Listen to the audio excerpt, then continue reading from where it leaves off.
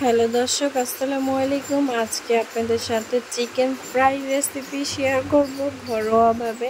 এখানে আমি মুরগির রানগুলো ভালোভাবে ধুয়ে পরিষ্কার করে নিছি, তোমরা দেখতে পাচ্ছ।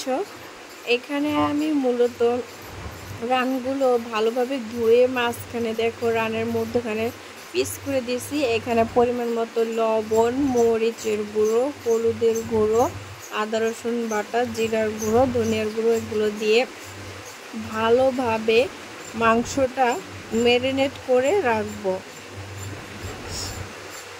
এখানে জিরার গুঁড়ো, হলুদের গুঁড়ো আমি দিয়েছি, কিন্তু ভিডিও করতে আমার খেয়াল নাই, এই কারণে তোমরা ভিডিওতে দেখতে পারবা না।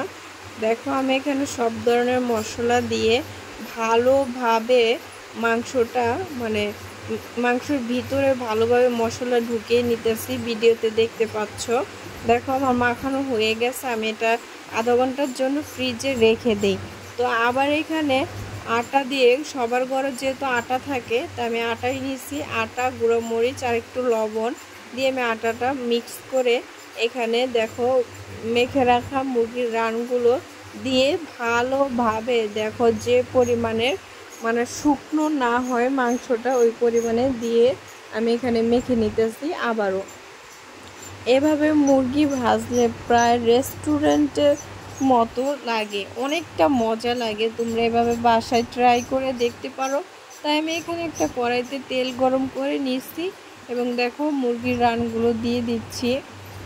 একদম দোকানের স্বাদ পেতে হলে এভাবে অল্প কিছু উপকরণ দিয়ে তোমরা এভাবে ঘরে তৈরি করে দেখতে পারো, খেতে কিন্তু অনেক অনেক মজা লাগে। তোমরা ভিডিওতে দেখতে পাচ্ছ যে কতটা লোভনীয় দেখাচ্ছে, যেমন দেখতে অনেক সুন্দর হয়েছে, মাশাআল্লাহ খাইতেও অনেক মজা হয়েছে। তোমাদের কাছে আমার রান্নার ভিডিওটি ভালো লাগলে প্লিজ আমার চ্যানেলটা সাবস্ক্রাইব করো, কমেন্ট করো, লাইক করো, শেয়ার করো। দেখতে পাচ্ছ যে দোকানের মতো দেখাচ্ছে, একদম ক্রিস্পি।